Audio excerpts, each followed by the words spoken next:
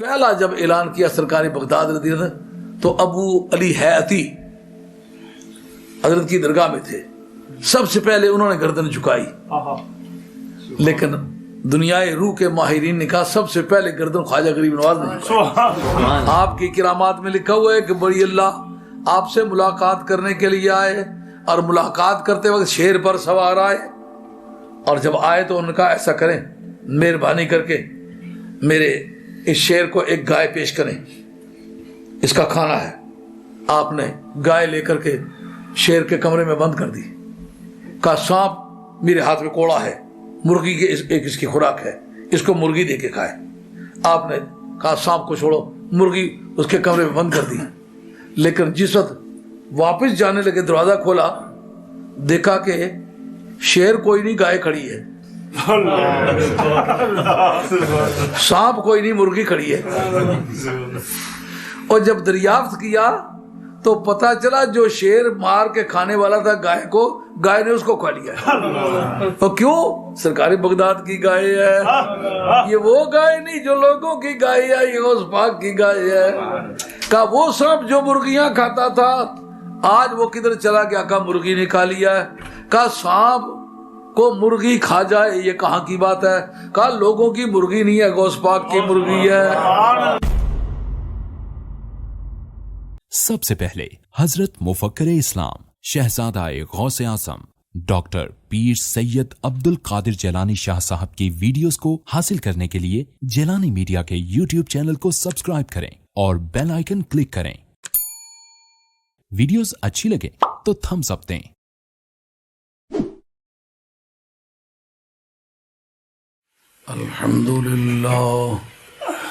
الحمدللہ وکفا سبحان وسلام علی عباده الذین اصطفى محمد المصطفى وعلى آلہ واصحابہ اولی الصدق والصفا.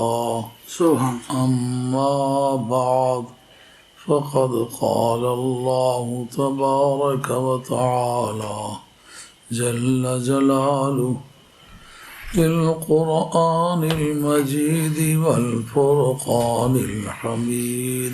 سبحان اللہ. أعوذ بالله من الشيطان الرجيم. بسم الله الرحمن الرحيم.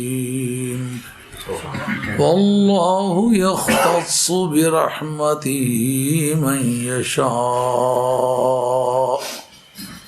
والله ذو الفضل العظيم. سبحان اللہ. صدق الله مولانا العظيم وبلغنا رسوله النبي الكريم ونحن على ذلك من الشاهدين والشاكرين والحمد لله رب العالمين.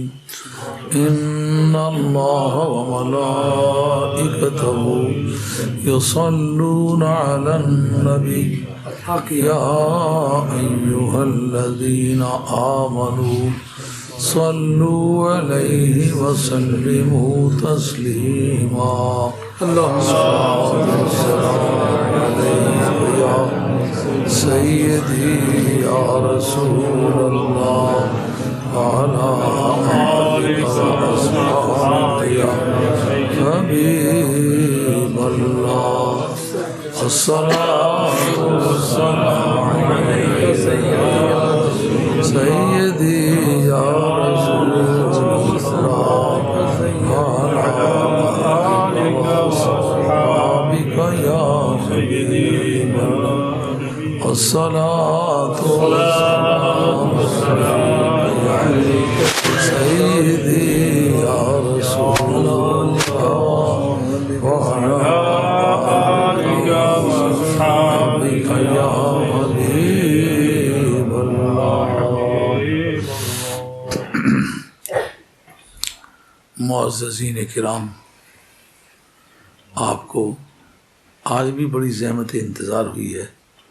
پہلے ایک مرتبہ میں آپ سے اپائنٹمنٹ بنا کر کے بھی نہیں حاضر ہو سکا، اس کی بھی معذرت چاہتا ہوں، آج دیر ہو جانے کی بھی معذرت چاہتا ہوں، اس لیے کہ مسلمان کا مسلمان پہ بڑا حق ہے، کسی کا وقت بلا وجہ ضائع کرنا یہ درست بات نہیں، مگر میں دینی کام کرنے والا آدمی ہوں، اگر کوئی بھی میری دلچسپی دنیا سے ہوتی نا تو میں نہ آتا یا میں دیر سے آتا تو پھر تو میں ایک مجرم آدمی تھا، لیکن میری معذرت کو امید ہے آپ قبول فرمائیں گے۔ اس دن ہمارا ایک عذر بن گیا کہ جو ڈرائیور ہے میرا وہ کسی اور روڈ پہ نکل گیا، اور مجھے کسی دوست نے کوئی نئی گاڑی لی تھی برکت کے لیے، اپنی گاڑی پر بٹھایا، تو جو وقت آنے کا تھا اس سے کہیں زیادہ ہم ایک دوسرے کو تلاش کرنے میں گزار گئے، پھر وہ آخر نہ مل سکے تو ہم جب گھر لوٹ کے آئے تو دیکھا گاڑی آگے کھڑی ہے، اس وجہ سے نہیں حاضر ہو سکا۔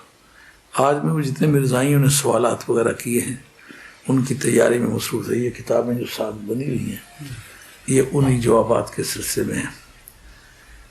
ایک عام آدمی کتاب کے والیوم کو دیکھ کے سمجھتا بڑی کتاب ہے، لیکن پتہ نہیں حوالہ کس میں لگا ہوا ہے، حوالہ کہاں سے ملے گا؟ جس طرح سمندر سے موتی تلاش کرتے ہیں اور تلاش کرنا غواص کا کام ہے، اسی طریقے سے کتاب سے حوالہ تلاش کرنا کتاب کے غواص کا کام ہے جو غوطہ لگانا جانتا ہے۔ اور پھر یہ کہ کتاب میں تلاش کرنا اور بات ہے، اس حوالے کو قواعد کے اعتبار سے تول کے دینا کہ یہ ٹھیک ہے، 14 علوم اس کی حمایت کریں۔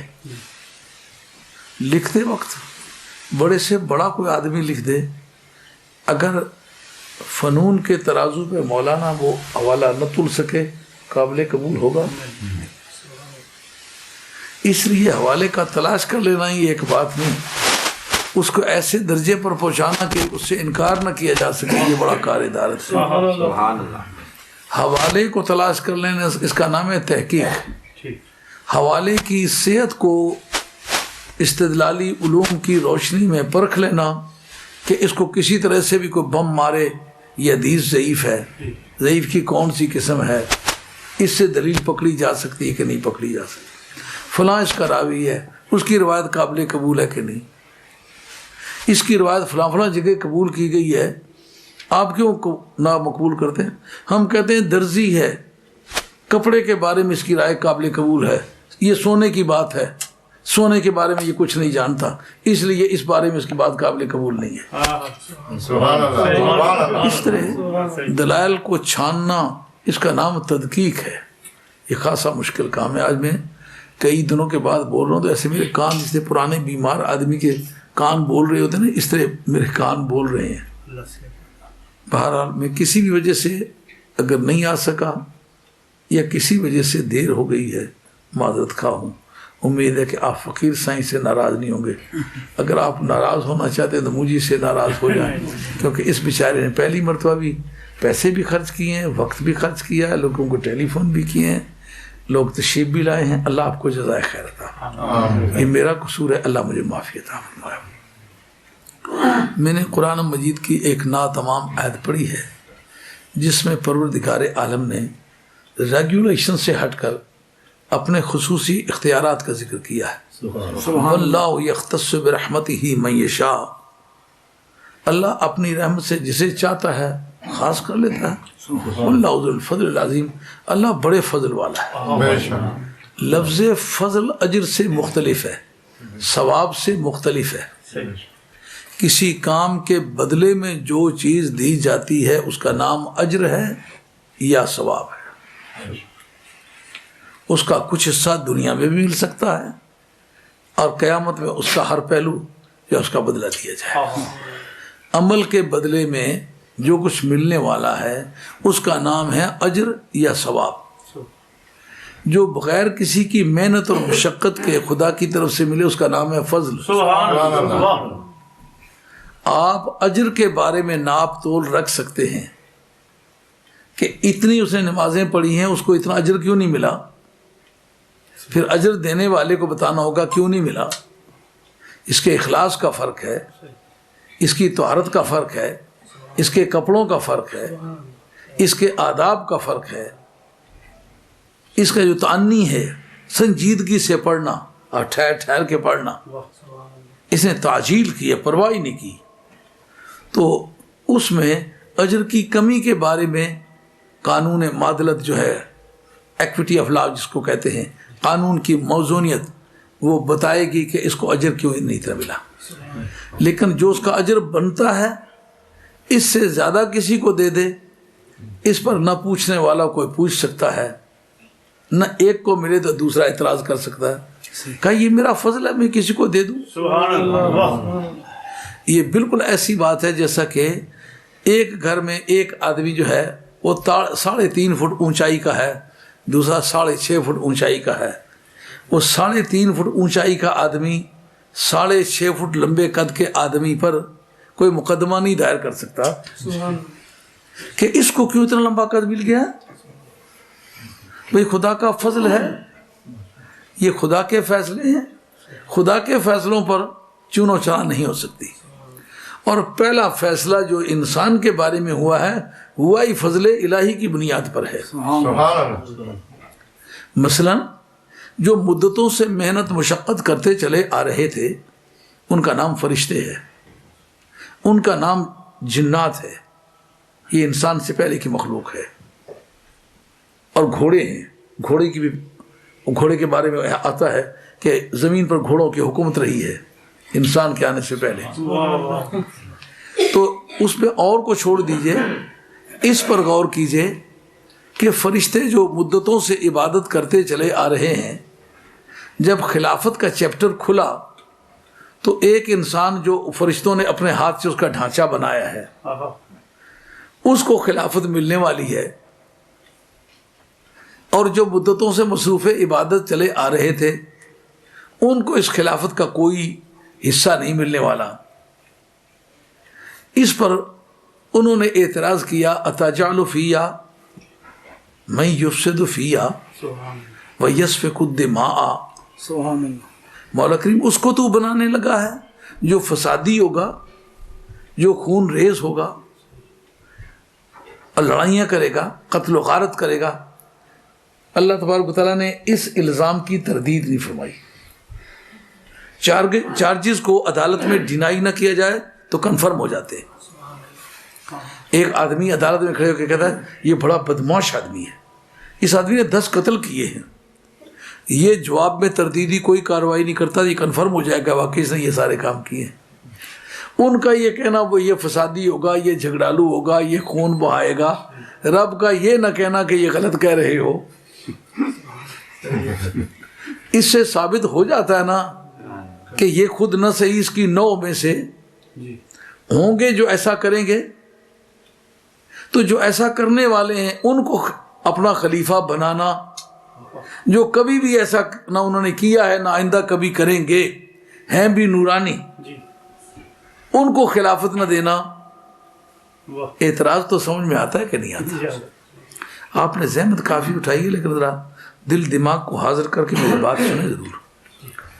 میں بھی کافی محنت کر چکا ہوں زندگی میں، اور کی اللہ کی رضا کے لیے، کسی سے واہ واہ بھی نہیں کروانا چاہتا اور کسی سے کچھ لینا بھی نہیں چاہتا۔ اور ان دنوں میں تقریباً میں نے کوئی 16 سے 18 گھنٹے تک لگاتار ہر روز کام کیا، کبھی 16 گھنٹے کیا ہے، کبھی 18 گھنٹے کیا ہے، یعنی کام کرتا رہوں، لیکن یہ نہیں کہ کسی سے کچھ لینا ہے۔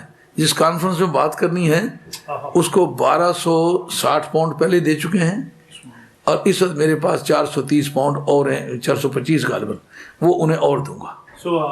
دینا ہے، لینا کچھ نہیں۔ جبکہ میں اس مرکزی جماعت اہل سنت کا خدمتگار ہوں، نہ میں صدر ہوں، نہ میں سیکٹری ہوں، اور نہ آئندہ کبھی بننا ہے۔ پہلے بھی خادم ہی رہا ہوں، اب بھی خادم ہی ہوں، اور انشاءاللہ آئندہ بھی جب تک زندہ خادم ہی رہوں گا۔ یہ میرا اٹل فیصلہ ہے کہ میں کوئی کسی طرح کی نمبرداری یا کسی طرح کی قیادت نہیں لوں گا۔ جن کو یہ ذمہ داری قبول کرائیں گے ان کی خدمت بھی کریں گے، ان کو اپنا لیڈر بھی مانیں گے۔ آپ سمجھیں کہ اس کے پیچھے کوئی ذاتی غرض کی بات تو نہیں۔ اتنی محنت کی ہے آدمی، جب تک اسے کچھ ملے نہیں کام کرتا ہے۔ آپ ٹیکسی والے لوگ بیٹھے کہیں کہ مجھے یہاں سے برمنگھم لے جاؤ، تجھے کتنے پیسے دو گے؟ پیسوں کے فیصلے کے بعد اس کو بٹھاتے ہیں، جب تک پیسے کا فیصلہ نہ ہو اس وقت تک بٹھاتے نہیں. ہماری طرف سے پوری زندگی میں اگر ایک آدمی ایسا نکلا ہے جو یہ کہے کہ شاہ صاحب سے کہا تھا کہ شاہ صاحب چلو بات کرو، اور شاہ صاحب نے کہا تھا کہ بھائی مجھے کوئی خدمت بھی کرو گے یہ نہیں، اگر اس طرح ایک گواہ نکل آئے، خدا کا بھی مجرم ہوں، سوسائٹی کا بھی مجرم.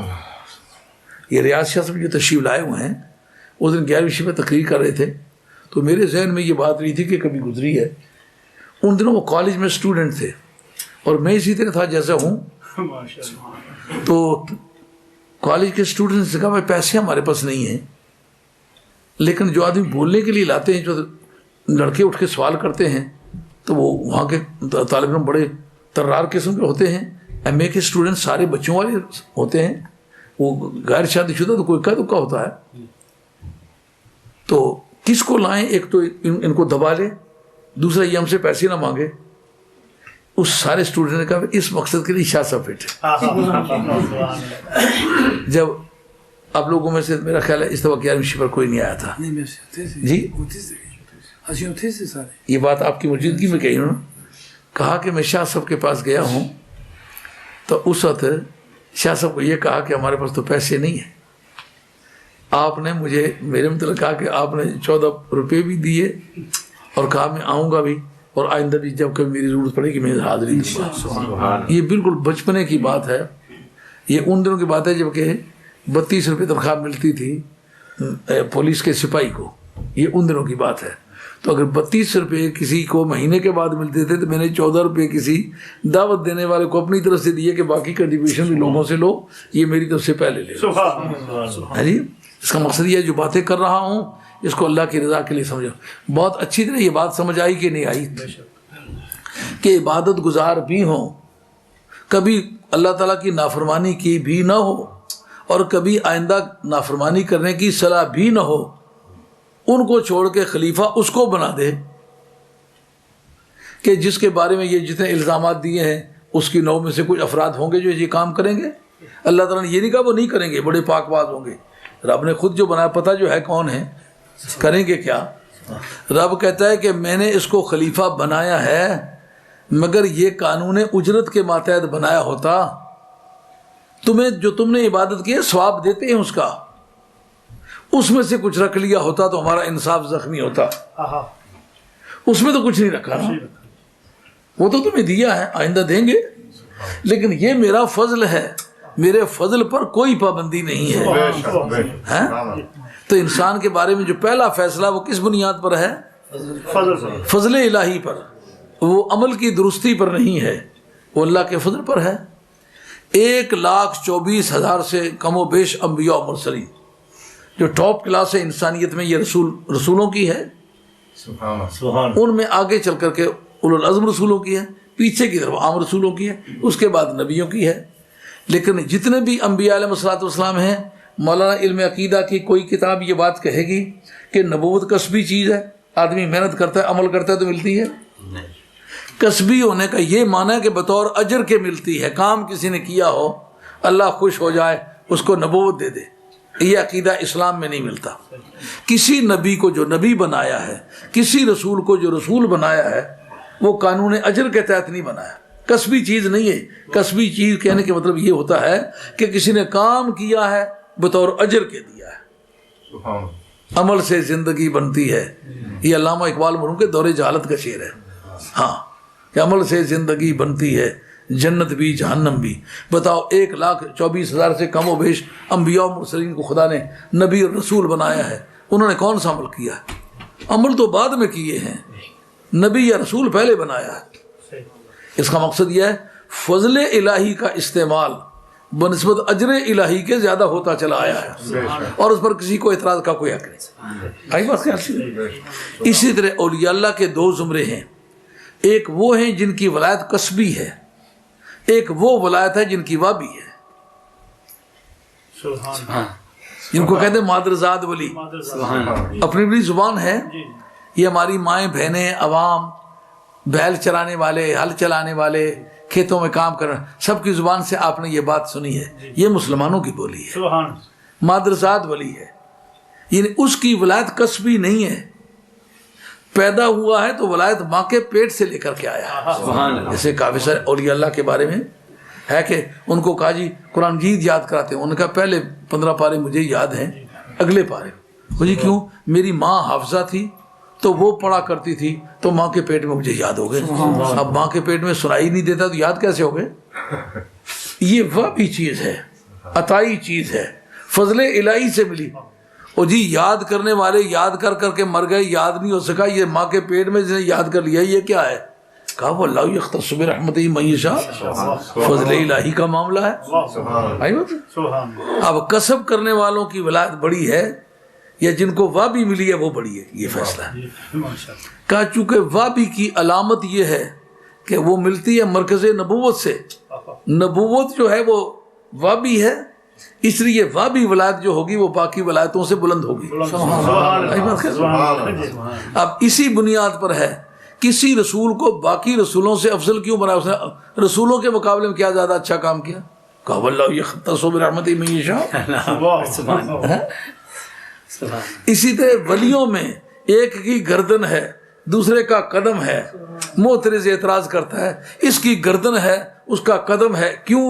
رب کہتا ہے واللہ یختص برحمتہ من یشاء. نعرہ تکبیر، نعرہ رسالت، نعرہ غوثیہ، سیدی مرشدی قبلہ مفکر اسلام. سبحان اللہ. کتے جو درگاہ میران دے شیراں اوتے نہیں پارے، کتے جو درگاہ میران دے شیراں اوتے نہیں پارے، پیراں دے سر پیر محمد واہ واہ پیر ہمارے، پیراں دے. اس کو کہتے ہیں صنعت تجنیس ناقص شعر شاعری میں. جو پروسیڈی ہے نا علم عروض، اس کے اندر یہ اس ایک خاص ٹیکنیک ہے. اس ٹیکنیک کا نام ہے صنعت تجنیس ناقص، یعنی اسپیلنگ دونوں کے ایک جیسے ہوں، کوئی اسپیلنگ میں زیر زبر کا فرق ہو، حروف ایک جیسے ہوں. پیر اور پیر میں پے یہ رے ایک ہے، پیر کا بھی یہی اور پیر کا بھی یہی، صرف زیر اور زبر کا فرق ہے. اس کا نام ہے تجنیس ناقص. اس شعر میں تجنیس ناقص ہے. پیراں دے سر پیر محمد واہ واہ پیر ہمارے. عدالت میں جب کیس پیش ہوتا ہے تو ایک آدمی ہے وہ مقتول کے قاتل کے بارے میں شہادت دیتا ہے کہ قاتل یہی شخص ہے. عدالت پوچھتے مقتول کا تو کیا لگتا ہے؟ وہ کہتا ہے سالہ لگتا ہوں اس کا. قانون کہتا ہے یہ انٹرسٹڈ ایویڈنس ہے، اگر کوئی اور شہادت ملے تو اس کا وزن ہوگا، اس کا وزن بہت کم ہے. کیوں؟ سالہ ہونے کی دلچسپی کی وجہ سے کسی کو پھانسنا چاہتا ہے. تو کون ہے؟ انہوں نے کہا جی مقتول کا باپ ہوں. کہا باپ ہونے کے ناطے سے بھی دھڑے کا کام کر جاتا ہے. وہ تو کیا لگتا ہے؟ کہا میں اس مقتول کا بینوئی ہوں. قانون کہتا ہے یہ انٹرسٹڈ ایویڈنس ہے. وکیل ان کا کہتا ہے اس نے اس کی بہن کو طلاق دے دی ہوئی تھی، تو جب بہن کو طلاق دے دے تو انٹرسٹڈ ایویڈنس نہیں رہتی. کہا طلاق جو دے دی تھی دشمن ہے یہ اس کا، اب قانون مانے گا. قاتل کا بھائی شہادت دے کہ دراصل قاتل میرا بھائی ہے، اس پر انٹرسٹڈ ایویڈنس کا کوئی الزام نہیں ہے. کیوں؟ قاتل کا بھائی ہے نا. بھائی بھائی کے خلاف شہادت اس وقت دے گا جو سچائی ہوگی. عداوت کی بھائیوں میں عداوت تسلیم نہیں ہوتی. قاتل کا باپ کہے یہ میرا بیٹا قاتل ہے، قانون عدالت اس کو چیلنج نہیں کر سکتے کسی بھی اعتبار سے. یہ نہیں الزام دے سکتے باپ دشمن ہے. کیوں؟ باپ قانون فطرت کے مطابق دشمن ہو سکتا ہی نہیں. سمجھے بات؟ اب یہ بات میاں صاحب نے کہی ہے پیراں دے سر پیر محمد، یہ ان کے غلام ہیں، نوکر ہیں، مرید ہیں، اس لیے انٹرسٹڈ ایویڈنس ہے. اس پر اگر امپارشل ایویڈنس ہم پیش کر سکیں پھر اس کا وزن بڑھ جائے گا. سبحان اللہ. اور پھر جتنی شخصیت بڑی ہو، ایک عام مزدور شہادت دے اور بات ہے، سی ایس پی افسر جو ہے وہ شہادت دے دے اس کی قیمت اور ہے، اسمبلی کا ممبر دے دے شہادت اس کی قیمت اور ہے، کوئی وزیر کسی कैबिनेट मिनिस्टर जो है वो शहादत दे दे और है, और अगर मुल्क का प्राइम मिनिस्टर शहादत दे दे इसकी हैसियत और है। सुभान अल्लाह, सही, सुभान अल्लाह। अब हम आलम इस्लाम के एक प्राइम मिनिस्टर की शहादत पेश करते हैं, वाह, हजरत ख्वाजा गरीब नवाज सुल्तान हिंद सरकार। सुभान अल्लाह। सरकार बगदाद रज़ी अल्लाह तआला के बारे में आपकी एक नज़्म है, एक पोइट्री है। आप शायर बड़े कमाल दर्जे के थे, आप पर्शियन स्पीकर है ना, इसलिए आपकी शेर व शायरी पर्शियन में, फारसी जुबान में है। आप हजरत वाली बगदाद की तारीफ में कहते हैं, चूं पाए नबी शुद्ध ताजे सरत, वाह, ताजे हम आलम शुद्ध कदमत। चूं पाए नबी शुद्ध ताजे सरत, ताजे हम आलम शुद्ध कदमत। अकताबे जहां दर पेश दरत, उफ्तादा जू पेश शागदा। ए वालिए बगदाद, तेरी बारगाह में हाजिरी पर एक राज मुझ पर खुला। वो क्या खुला कि तेरे साथ दरगाह के सामने कुतुबों की कतारें देखी, जो पहले गुजर गए अकताब उनको देखा, जो वली कब्ल हुए बाद हुए या होंगे। हालात सब अदब दिल में रखते मेरे आका तेरा। सुभान अल्लाह। तो आप फरमाते जितने अकताब देखे तेरी दरगाह के सामने खड़े देखे, बारी का इंतजार करें, पर सरकार बगदाद का पांव मेरी गर्दन पे रखे कि मेरा बेड़ा पार हो जाए। उनकी गर्दनें तेरी बारगाह में झुकी हुई देखी, समझ में आ गई। पहला जब ऐलान किया सरकार बगदाद रज़ी अल्लाह ने, तो अबू अली हैअती हजरत की दरगाह में थे, सबसे पहले उन्होंने गर्दन झुकाई।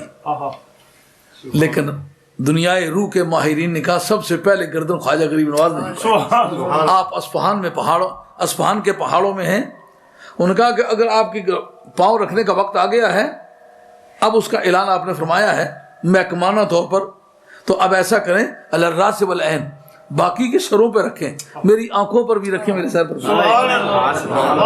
पीरा दे सिर पैर मोहम्मद, वाह वाह पीर हमारे।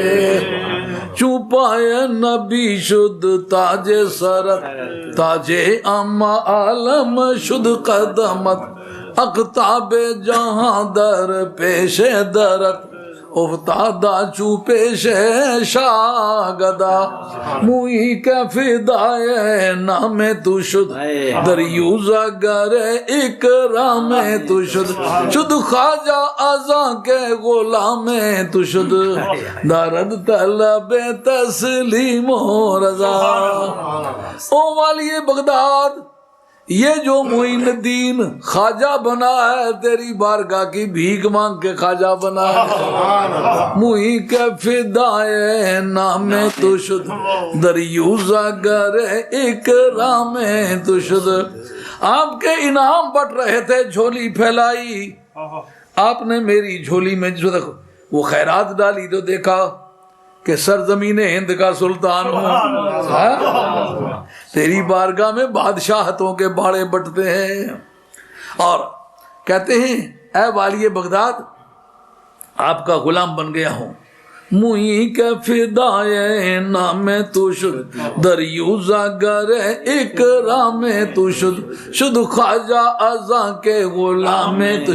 अब ख्वाजा बन गया हूँ, लेकिन बंदा नवाज मुझे अपना गुलाम ही समझो।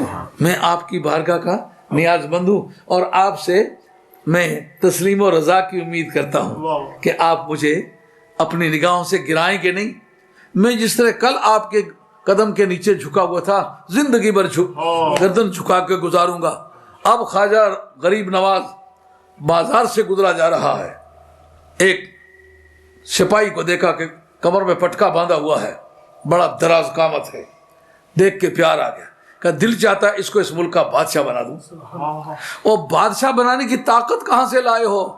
کا شد خواجہ ازاں کے غلام تو شد خواجہ ازاں کے غلام تو شد خواجہ ازاں کے غلام تو شد دارد طلب تسلیم و رضا.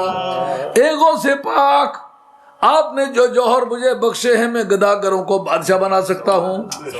کسی نے کہا جناب یہ خاندان غلامہ کا آدمی جس کے بارے میں کریں, کہا چل میں نے اس کے بیٹے کو بھی بادشاہ بنا دیا. انہوں نے کہا قانون ملک کے مطابق اس ملک کا جو پریویلنگ لا ہے وہ اس بات کی حمایت نہیں کرتا یہ کبھی بھی اس نے اس کو پروموٹ کیا جا سکتا ہے, یہ بادشاہ بن سکتا ہے. ان کا اس کے بیٹے کو بنا دیا. جتنی مرتبہ اعتراض کے کلمات کہے وہ خاندان غلامہ کا جو پیری ہندوستان میں ملتا ہے, اے خواجہ غریب نواز یہ تیری محبت اور تیری عطا کی یادگار ہے, اور تیری عطا پر والی بغداد کی عطا کی مور لگی ہوئی ہے. پیران دے سیر پیر محمد واہ واہ پیر ہمارے. امپارشل ایویڈنس ملی کہ نہ ملی؟ چشتیوں کا بادشاہ 90 لاکھ منہ سے کہہ دینا آسان بات ہے, کاغذ پر لکھ دینا آسان بات ہے. 90 لاکھ کافروں کو کلمہ پڑھانا, 90 لاکھ مسلمانوں کو بیعت کرنا نہیں. یہ جتنے لوگوں فلاں کے اتنے مرید ہیں, یہ وہ ہیں جنہوں نے کلمہ پہلے سے پڑھا ہوا ہے. ایسے بندے جنہوں نے کلمہ ہی نہیں پڑھا ہوا, ایسے مرید حضرت خواجہ غریب نواز سلطان ہند سرکار کی بارگاہ میں 90 لاکھ ملتے.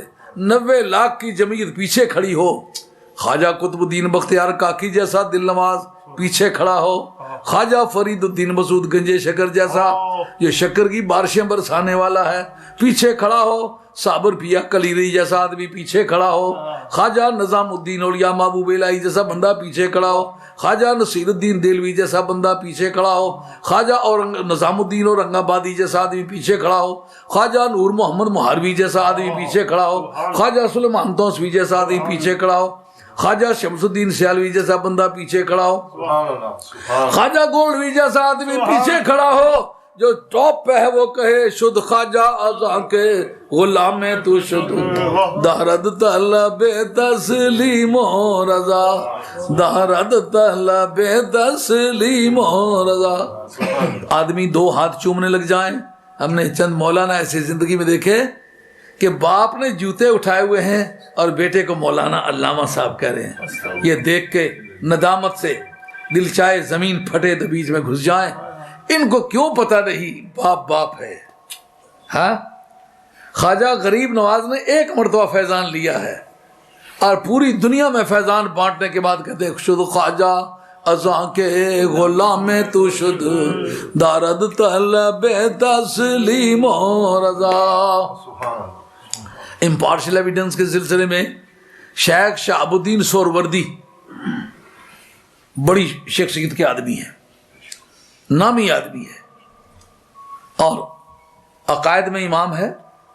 ہاں, عقائد میں بڑے زوردار آپ کے دلائل, اور بھابی بھی جو نواب صدیق الحسن قنوجی ہے اپنی کتابوں میں کوٹ کرتا ہے ان کے حوالہ جات, کہتا ہے شیخ شہاب الدین سہروردی بڑا عالم آدمی ہے, محدثین ان کا ذکر کرتے ہیں, صوفیہ ذکر کرتے ہیں.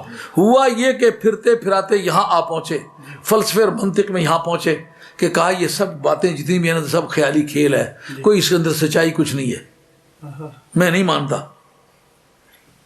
چچا تھے جو سسر بھی تھے, شیخ بھی تھے, پیر بھی تھے. انہوں نے کہا بیٹے یہ باتیں جو تم کر رہے ہو یہ کافرانہ ہے. ان کا تمہاری تعلیم کتنی ساری ہے؟ ان کا تیرے جتنی تو نہیں ہے لیکن زمرہ اولیاء اللہ میں میرا شمار ہوتا ہے. ان کا نہ میں تیری ولایت کو میں شمار کرتا ہوں نہ تیرے علم کو کچھ شمار کرتا ہوں, یہ سب جھوٹے قصے ہیں, کوئی ولی نہیں. انہوں نے جتنے ان کے پاس دلائل تھے ان کے جواب دینا چاہے لیکن وہ نہ دے سکے. بڑا زوردار آدمی تھا, منطق اور فلسفے میں بڑا ماسٹر آدمی تھا, ید طولہ اور مہارت تامہ حاصل تھی. اب جناب انہوں نے کہا کہ تم تیاری کرو, غوث پاک رضی اللہ عنہ سے تمہیں ملاتے ہیں. وہ وہاں سے فیض یافتہ تھے. ان کا جیسا تمہیں دیکھا نا ایسا ہی تمہارا وہ غوث بھی ہے. میں کسی غوث خاص کو نہیں مانتا, یہ سارے جھوٹے قصے ہیں, کوئی نہ ولایت ہے نہ کوئی کرامت ہے, جھوٹی کہانیاں تم نے بنائی ہوئی ہیں. ان کا میں کس سے تمہیں باور کراؤں, ایک مرتبہ چلو تو صحیح. ان کا جب مانتا ہی نہیں تو چلوں کیا؟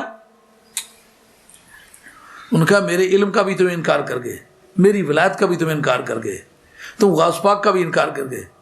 مجھے یہ بتاؤ میں تمہارا سسر بھی ہوں کہ نہیں؟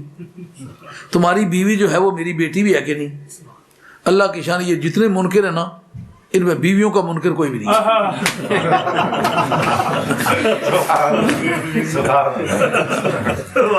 بیوی کے معتقد ان کا یہ مانتا, ان کا یہ تو مانتے ہو تیری بیوی میری بیٹی ہے, ان کا یہی مانتا.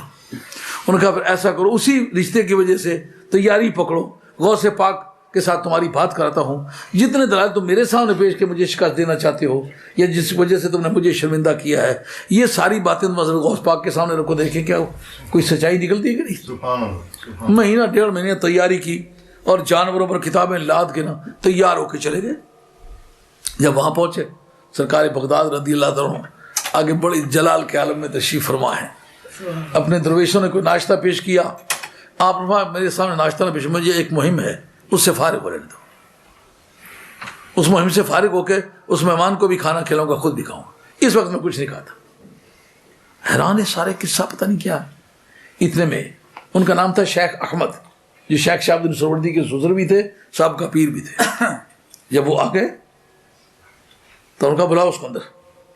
حضرت غوث پاک نے کچھ نہیں پوچھا ساتھ کون ہے, فرمایا بلاؤ اس کو اندر. اب اس کو اندر بلاؤ, نام نہیں لیا, وہ تو لے کے آئے تھے نا, لیکن ان کو پتا ہے غوث پاک کس کو کہتے ہیں, اس کو بلاؤ. یہ ضمیر شخصی ہے نا, ضمیر شخصی کا مرجع مذکور نہ تو نکرہ ہوتی ہے. اللہ ہاں صحیح. جب بلایا حضرت چلا فرما دیں کیا نام ہے؟ انہوں نے کہا جی میرا کوئی نام نہیں. انہوں نے کیا سوالات لے کے آیا؟ انہوں نے کہا کوئی سوالات نہیں. انہوں نے کہا وہ مہینہ بھر جو ہوا یہ کتابیں لکھ کے سیاہ کر ڈالی اور فلیگنگ کی ہوئی ہے, تیاری کر کے آئے ہو, میرے ساتھ بات کرو. انہوں نے کہا میرے پاس کوئی کتاب نہیں ہے, میں نے تیاری کی ہے. انہوں نے کہا یہ باہر جو گدھوں پہ کتابیں لا دی ہوئی یہ کس کی ہیں؟ انہوں نے کہا مجھے نہیں پتا, نہ مجھے گدھوں کا پتا ہے نہ کتابوں کا پتا ہے. ہر چیز ذہن سے اتر گئی, بالکل سفید چادر کی طرح دل دماغ صاف ہو گئے, کچھ نہیں بیچ میں. ہم باتیں کتنی کرتے تھے, اب اپنا نام بھی یاد نہیں ہے. ان کا نہ باتیں کرتا تھا نہ نام یاد ہے. شیخ احمد سے پوچھا باتیں کرتا تھا کہ نہیں؟ ان کا باتیں کرتا تھا, جھوٹا ہے, اس نے اتنا مجھے ذلیل کیا ہے, مجھے کہتا ہے نہ تیری بزرگی کا قائل ہوں. غوث پاک فرماتا ہے میں نے اس کو خدا کی بارگاہ سے ولایت دلائی ہے. جھوٹے, اس کو کہتا ہے یہ ولی نہیں ہے. بات کر اب. بس ارد والی بغداد کے قدموں پہ بات کیا کرے, سارے علوم سلب ہو گئے. نا علما وچ پساسانو کوئی یار دی گل سنا سانو, کوئی یار دی گل سنا سانو, اتے علم دا سکا نہیں چلدا جیتے عشق ہی اور دا ڈیرا ہے. العلم و حجاب الاکبر کی یہ منزل ہے. علم گردد حجاباں جا کہ من دیدار می بینو, علم گردد حجاباں جا کہ من دیدار می بینو, کہ اورائے دیگر کر دست من رائے دیگر داروں. کا علم کی منڈی اور ہے, عشق کی منڈی اور ہے. ہاں آپ نے قریب بلا کے سینے سے لگایا, شرح صدر فرما دیا. اس کے بعد خانقاہ تصوف میں آئے اور بہاول حق زکریا ملتانی رحمۃ اللہ علیہ ان کے خلیفہ ہے براہ راست. بہاول حق زکریا ملتانی یہ جو ضلع میاں والی وغیرہ میں اور یہ ضلع سرگودے وغیرہ میں جو بہت سارے قریشی خاندان شاہ شاہ کہلاتے ہیں, وہ ان کی اولاد میں سے سید نہیں ہے وہ. ہاں ایسے شاہ کا ٹھڑک پیدا ہو گیا, یہ نشانی کرایا کرتے تھے. یہ قریشی اسدی ہیں, اس لیے ان کی اولاد کے جتنے بھی لوگ ہیں وہ سارے قریشی اسدی ہیں, ان میں سید کوئی نہیں ہے. لیکن ذوق ہے بڑا کہ سید لوگ ہمیں کہیں. یہ بیماری پرانی چلی آ رہی ہے, یا آگے شاہ لگا لیا یا پیچھے لگا لیا, غلط فہمی پھیلانے کے لیے. یار کتنی شرم کی بات ہے, جس باپ کے گھر پیدا ہوئے اس سے کیوں دھوکہ کرتے ہو؟ وہ یہ پہلے تو سمجھے گا نا کہ میرا بیٹا کیوں نہیں کہلاتا, کسی شاہ کا بیٹا بنتا ہے. اسی لیے من انتسب الی غیر ابیہ وہو یعلم انہ غیر ابیہ فرائضۃ الجنۃ علیہ حرام او کما قال علیہ الصلوۃ والسلام. جو آدمی اپنے باپ کی طرف اپنی نسبت نہ کرے، کسی اور کی طرف کرے، یہ جانتا ہوں میں فلاں کا بیٹا ہوں، کہے شہرت کے لیے فلاں کا بیٹا ہوں، فلاں جنت کی بو بھی اس پر حرام ہے، اس لیے کہ اس نے اپنی ماں کی پاک دامنی پر الزام عائد کیا ہے، تہمت دی اپنی ماں کو. اب جناب حضرت بہاءاللہ زکریا ملتانی رحمۃ اللہ علیہ یہ بحث چل رہی ہے فضل الہی پر. اب کوئی کہتا ہے اور کسی کو یہ غوث پاک والا مرتبہ کیوں نہیں دیا؟ اور جس قاعدے کے مطابق فرشتوں کو جواب دیا تھا نا کہ جتنے الزامات دیا ہمیں ایک کو بھی ڈینائی نہیں کرتے، لیکن خلیفہ اسی کو بنائیں گے پھر. ہاں اب سرکار دو عالم علیہ السلام کا سابقہ کوئی عمل موجود نہیں ہے، ان کو سارے رسولوں کا سردار بنایا. کسی رسول نے مقدمہ دائر کیا مولا کریم اس نے کیا کیا ہے کہ اس کو ہمارا سردار بنا دیا؟ آیا پیچھے ہے آگے سب کے ہے، فضل الہی ہے. غوث پاک پیچھے آئے ہیں یا آگے آئے ہیں، ولیوں کے کاندھوں پر آپ کا قدم ہے، آپ کے قدم کی برکت سے ولی ولی بنتا ہے. کیوں ایسا ہوا ہے؟ کا فضل الہی کا قصہ ہے. اور شاہدتیں پیش کر رہا ہوں، یہ امپارشل ایویڈنس ہے، غیر جانبدار ہے. حضرت بہاءاللہ زکریا ملتانی رحمۃ اللہ علیہ ایک مرتبہ بارگاہ رسالت مآب میں جو باطنی نظام ہے اس کے اندر اپنے کاغذات لے کر کے پیش ہوئے کہ میں بھی غوث ہوں، سرکار بغداد بھی غوث ہیں. تو یہ نہیں پتا کہ وہ غوث دورہ ہیں، میں غوث ہوں.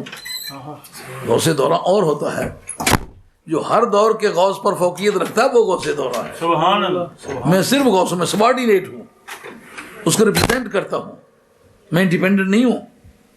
اس لیے اختیارات غوثیت کے اسی کے پاس ہے. لیکن اسٹیمپ لگوائے بغیر سرکار کی بارگاہ میں حاضر ہوئے. وہ جتنے بھی زمرہ ہے اولیاء اللہ کے لوگ تھے جو اپلیکیشنز یا کاغذات کو انٹرٹین کرنے والے، انہوں نے سارا وہ کاغذوں کا پلندہ لے لیا. ان کا آپ مہربانی کر کے نکل جائیں یہاں سے. ان کا کیوں؟ کا سرکار کی بار سے آرڈر آ گیا ہے، غوث پاک کی مہر جس کے پاس نہیں اس کو یہ اس مجلس میں نہیں آ سکتا، جاؤ اللہ کرو. دیکھا کہ وہ سوایا ہو گیا ولایت کا ہی. اس لیے لوگ مردہ ولیوں کے پاس جاتے ہیں، مردہ سے مراد جو قبروں میں جا چکے ہیں، زندہ کے پاس نہیں جاتے اتنا جتنا کہ ان کے پاس جاتے ہیں. کیوں؟ کہ جو زندہ ہے کسی وقت بھی اس سے ولایت چھینی جا سکتی ہے، کسی وقت بھی گستاخی کرے. بلم باور ولی بن کے جیا ہے، کافر بن کے مرا کہ نہیں مرا؟ نبی سے نبوت نہیں چھنتی، ولی سے ولایت چھن سکتی ہے. جب قبر میں چلا گیا تو پھر اس کے چھننے کا کوئی چانس نہیں رہا. اب انشورنس اس کی ہو گئی ہے، اب گارنٹیڈ ہے، اب اس کے بارے میں کوئی پریشانی نہیں ہے. ولایت اس کی جو ملی تھی بس آخری سانس تک وہ خطرہ تھا، آخری سانس نکلا، اسی لیے اس کا نام ہے وصال، ملاقات ہو گئی. ہاں نہیں تو جینے کو لوگ ملاقات کہتے ہیں، مرنے کو تو بچھوڑا کہتے ہیں. کہا ولی کا مرنا بچھوڑا نہیں ہے، ولی کا مرنا رب سے ملنا ہے. یہ فرق ہے.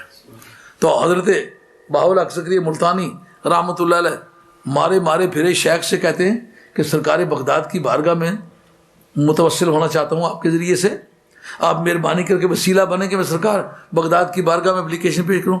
ان کا سرکار بغداد کی بارگاہ میں جو دم مارے گا وہ بھی مارا جائے گا. بڑی جلالی شخصیت ہے. میں نے آگے سرکار بغداد کے میں نے پھیرے دیکھے ہوئے ہیں. ہاں میں بڑی پوری توانائی لے کر کے گیا تھا لیکن ایک ٹھوکر بھی نہیں کھا سکا. تو کیا طریقہ کروں؟ وہ جو محبت کا چسکا آ گیا ہوتا ہے اس کے لیے لوگ طور سے چھوڑ کے مدینے کی گلیاں پوچھتے پھرے ہیں. ہاں جو آشنائی کا لذت آ جائے دو عالم سے کرتی ہے بے گانا دل کو، عجب چیز ہے لذت آشنائی. آشنائی مل جائے تو ساری متاع زندگی کے دھوئیں اٹھتے ہوئے دیکھے انسان گھبراتا نہیں، آشنائی نہ جائے.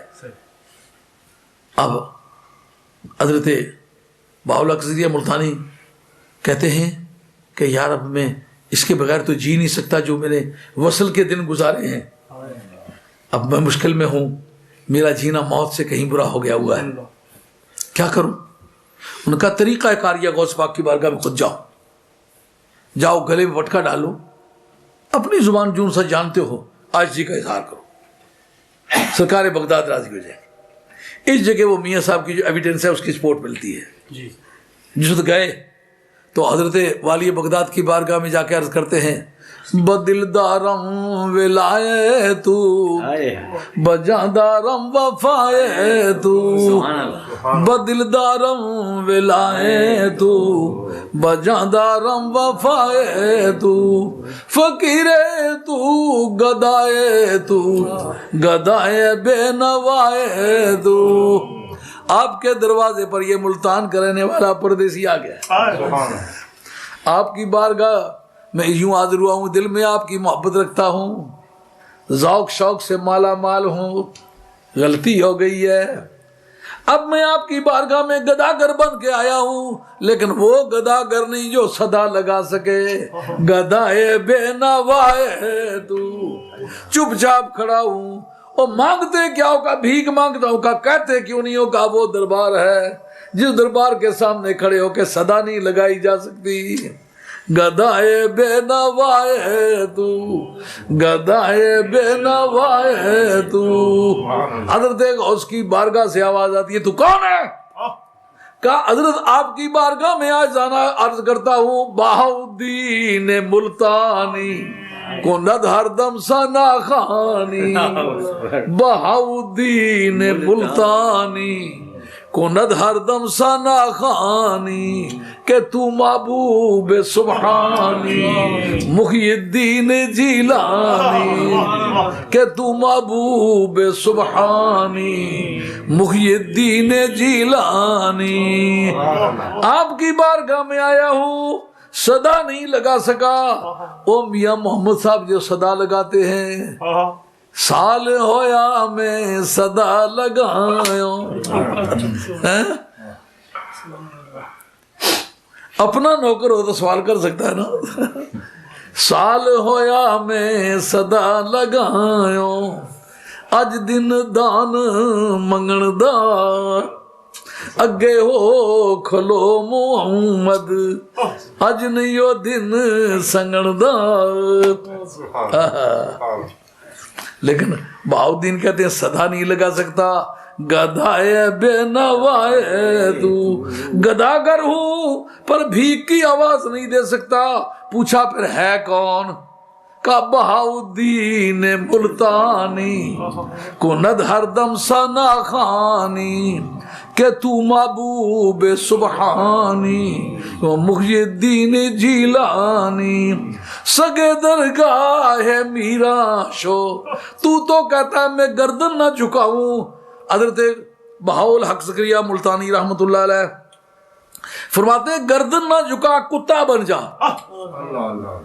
سگے درگاہ میرا شو چوں خواہی قرب ربانی, کہ برشیرا شرف دارد سگے درگاہ جیلانی. سگے درگاہ جیلانی.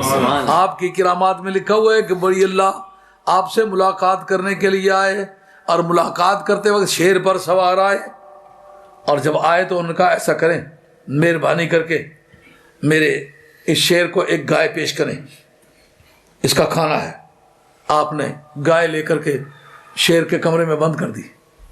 کہا سانپ میرے ہاتھ میں کوڑا ہے, مرغی کے ایک اس کی خوراک ہے, اس کو مرغی دے کے کھائے. آپ نے کہا سانپ کو چھوڑو, مرغی اس کے کمرے میں بند کر دی. لیکن جس وقت واپس جانے لگے دروازہ کھولا, دیکھا کہ شیر کوئی نہیں, گائے کھڑی ہے. سانپ کوئی نہیں, مرغی کھڑی ہے. اور جب دریافت کیا تو پتا چلا جو شیر مار کے کھانے والا تھا گائے کو, گائے نے اس کو کھا لیا. اور کیوں؟ سرکار بغداد کی گائے ہے. یہ وہ گائے نہیں جو لوگوں کی گائے ہے, یہ غوث پاک کی گائے ہے.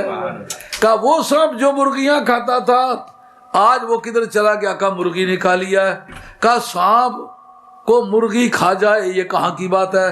کہا لوگوں کی مرغی نہیں ہے, غوث پاک کی مرغی ہے.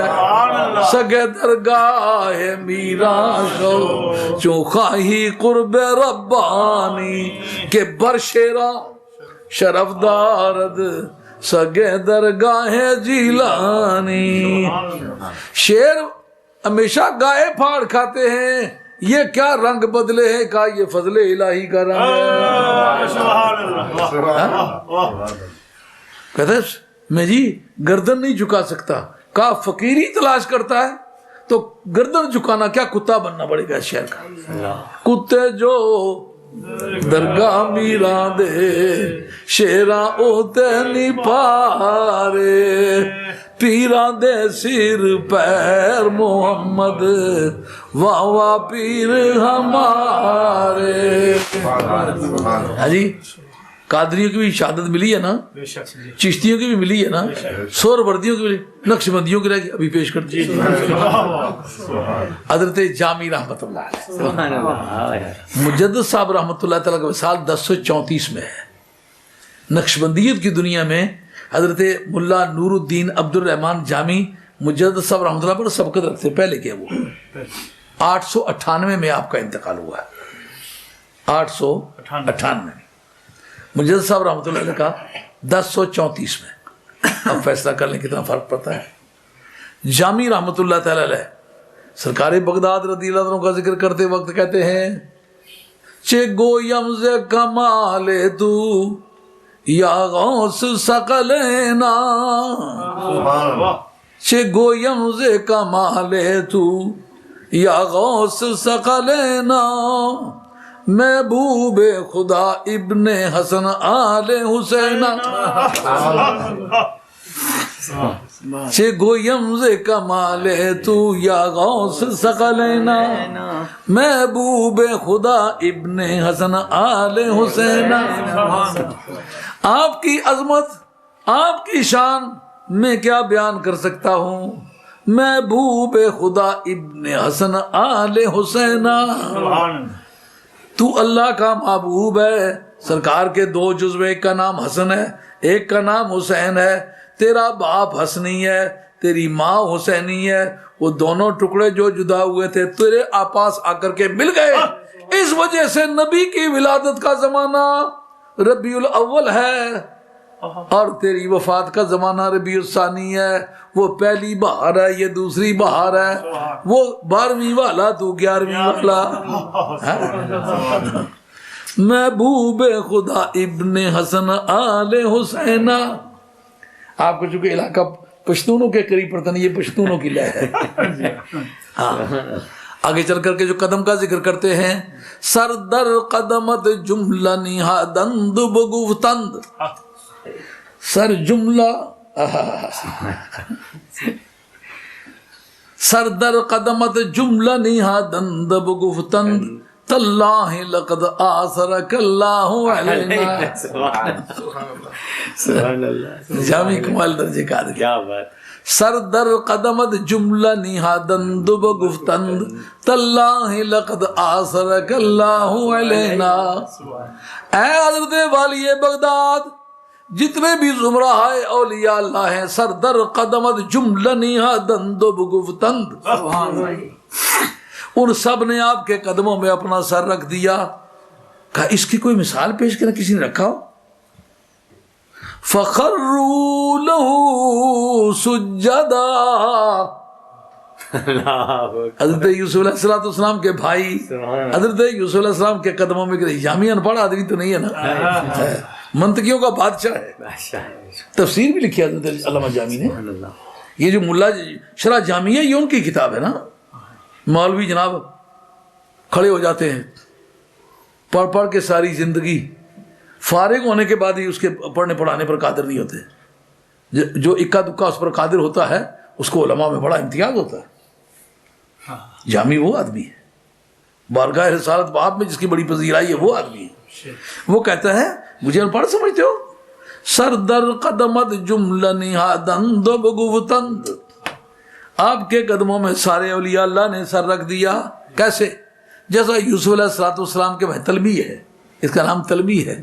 کوئی واقعہ گزرا ہے, اس واقعے میں ایک بات ڈیٹرمن ہو چکی ہے, اس کی طرف ایک اشارہ کر کے موجودہ وقت کی بات کو مثال کے طور پر سمجھا لینا, اس کا نام تلبی ہے. جی کہتے سر در قدمت جملہ نہادند بگفتند تاللہ لقد آثرک اللہ علینا. بھائیوں نے حضرت یوسف علیہ السلام کے سامنے سجدے میں گر کے یہ بات کہی تھی تاللہ لقد آثرک اللہ علینا. إن كنا لخاطئين.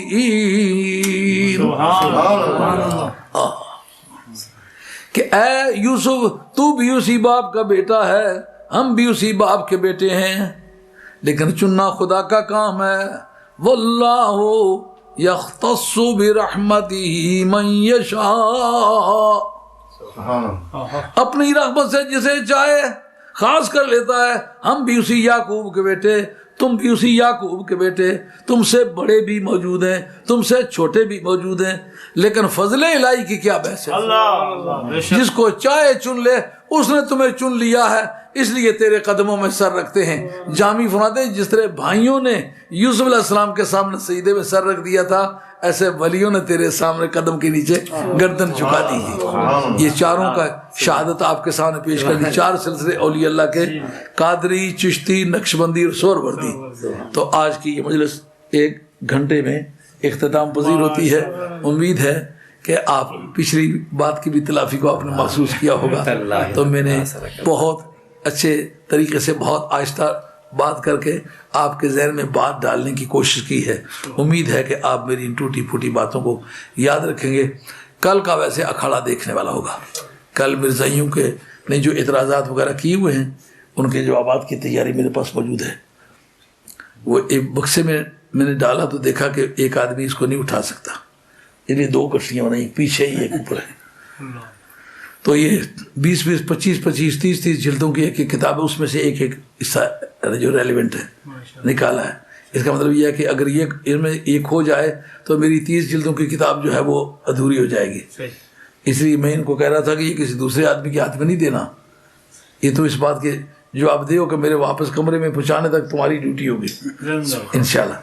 تو انشاءاللہ کل اگر آپ تشریف لائیں گے، کل میری 6 بجے کے ہیر پھیر میں تقریر شروع ہوگی، 7 بجے کی ہیر پھیر میں ختم ہوگی. لیکن ان کے جوابات بہت تسلی بخش اللہ کو منظور ہے تو دوں گا. اگر آپ تشریف لائیں گے تو آپ کا وقت ضائع نہیں ہوگا. اور الحمدللہ پورے ملک سے بڑے بھرپور طریقے سے شمولیت ہونے والی. یعنی ہمارے صرف والتھم اسٹور سے ایک کوچ ہے، ایک منی بس ہے، ایک ویگن ہے اور 10-15 گاڑیاں ہیں. حالانکہ ان کا یہ معمول نہیں کہیں بھی جانے کا، وہ سمجھتے ہیں سب لوگ ہمارے پاس آ جاتے ہیں. تو میں نے ان کو کہا کہ دراصل بات یہ ہوتی ہے کہ پہلوان کو اکھاڑے میں دیکھنے کی اور حیثیت ہوتی ہے، گھر میں دیکھنے کی اور حیثیت ہوتی ہے. آپ وہاں چلیں دیکھیں تماشا کیا ہے. ملک سے بھی کافی دانشور آئے ہوئے ہیں. آپ کو یاد ہے نا گزشتہ مرتبہ ایک بزرگ فرما رہے تھے کہ اگر مرزائی چیلنج کرتے ہیں تو میں ان کے چیلنج کو قبول کرتا ہوں، میں ان کے ساتھ مناظرہ کروں گا. تو میں اس مجلس میں موجود تھا. میں نے کہا پاکستان سے آ کے کیوں مناظرہ کریں گے؟ اس سے پیشتر مناظرے ہم نے کیے اس ملک میں. اگر وہ مناظرے نہ کیے ہوتے تو سنی علماء کے لیے تو راستہ ہی نہیں تھا اس ملک میں. اس کے بعد ہی تو سنی علماء کی آمد و رفت شروع ہوئی ہے. ہاں کسی مجلس میں آپ تو بہت بعد میں تشریف آئے نا. یہ جو پہلے یہاں رہتے ہیں ان سے پوچھو کبھی یا رسول اللہ کا نعرہ آپ کسی مسجد میں لگا سکتے تھے؟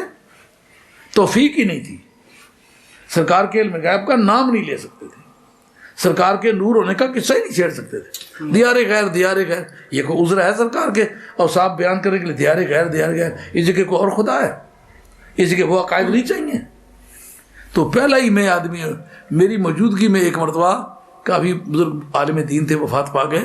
وہ کہنے کہ جب سے شاہ صاحب آئے ہیں ملک میں حالات میں بڑی گڑبڑ شروع ہو گئی، کیونکہ اس سے پیشتر ان کی نمبرداری تھی نا. تو شاہ صاحب کے آنے کے بعد حالات بڑے خراب ہو گئے.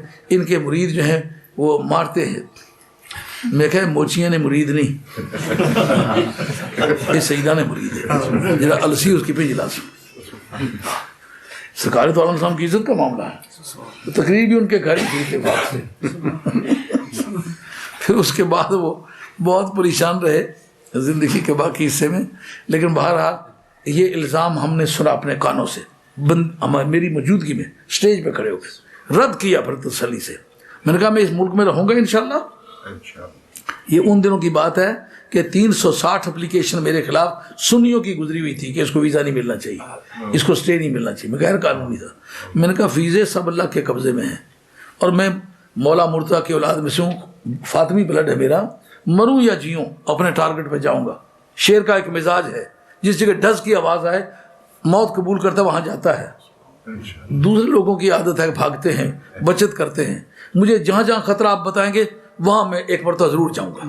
اور پورے ملک میں آج سے 26 برس پہلے کی بات ہے، وہ پرانے بندے مر گئے، نوجوانوں نے یہ اکھاڑے دیکھے نہیں.